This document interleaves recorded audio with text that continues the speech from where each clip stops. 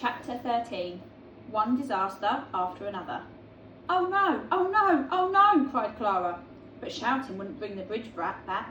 It had all tumbled into the river below in a thick cloud of snow and sugar. "Mwah-ha-ha-ha," laughed the Mouse King from above. "I told you, you can't stop my shenanigans." And with a few flaps of Bunty's wings, he and his two fiendish friends had flown across the ravine and were disappearing up Marshmallow Mountain. "This is a disaster," said Clara, clasping her hands to her face. "A disaster," copied Fritz. "I said this journey could be dangerous," Walter fretted. "Now what will we do?" They hopped down from Brenda's back and looked up and down the length of the riverbank, but there was no other way to cross it at all. Clara's heart sank like a stone. They wouldn't get to the Sugar Plum Fairy now, and Fritz would be stuck as a mouse forever. She thought hard for a solution. Then after a few moments she suddenly had an idea. "Brenda!" cried Clara. "Couldn't you freeze the river for us, like you did with the stream?" Brenda waddled forward to look, but then scurried backwards, terrified, and plunged her head directly into a pile of snow. "What's wrong with her?" asked Clara, bemused.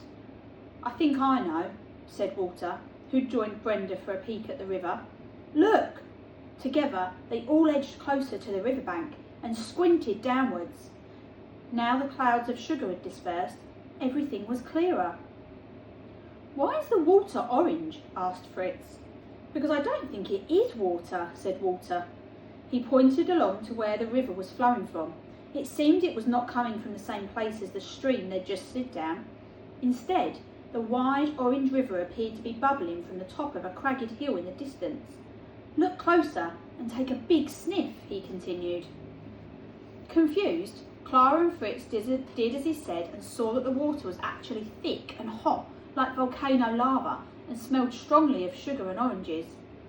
"Marmalade!" exclaimed Clara. "A river of hot, bubbling marmalade." No wonder Brenda's afraid. Anastasia Stroopwafel said she was terrified of the stuff. Clara stroked Brenda's feathers gently, and eventually the hen pulled her head out of the snow. "You can't freeze it, can you?" asked Clara quietly.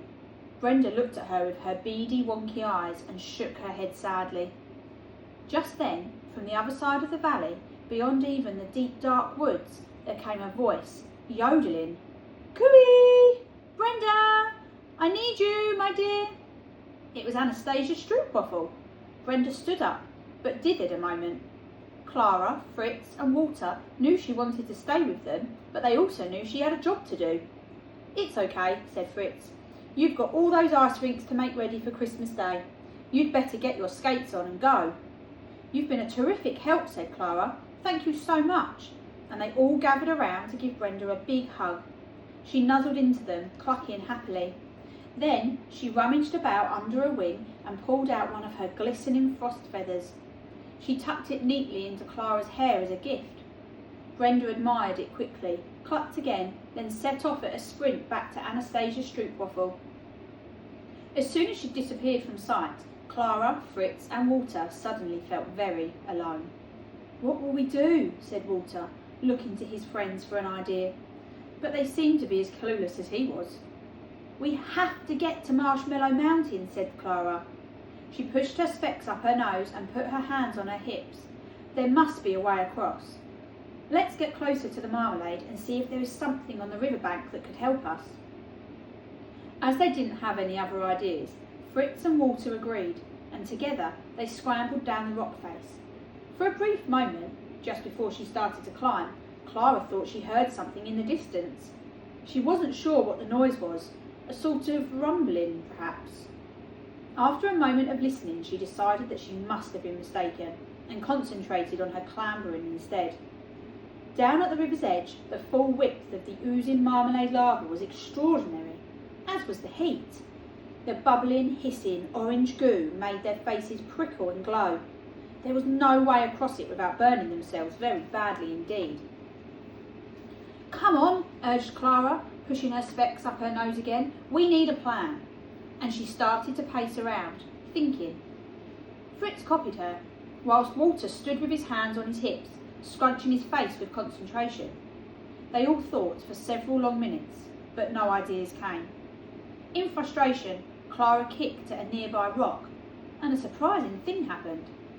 A large rock split open, revealing raisins, said Fritz, having a good sniff with his mousy nose. They all looked flummoxed. It was Walter who realised what it was first. These rocks aren't rocks, he said with a grin. They're rock cakes. Just to check, all three of them picked up some nearby pebbles and tentatively ate them. Walter was right. Rock cakes. Delicious rock cakes. It gave Clara an idea.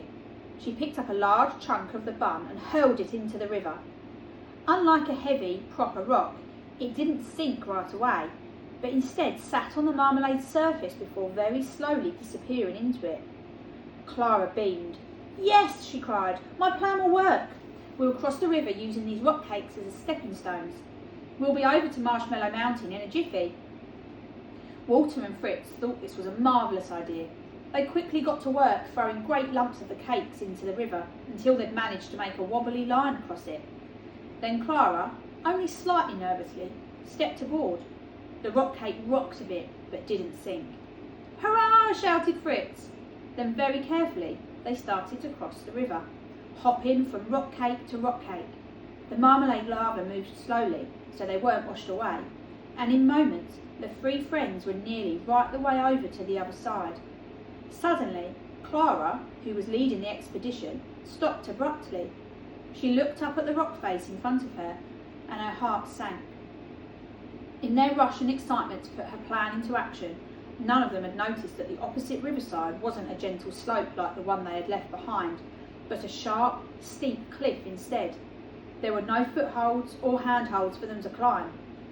They were stuck. Completely stuck. The rock cakes they had stepped on had slipped into the bubbling goo, and now the one they were standing on was starting to sink too.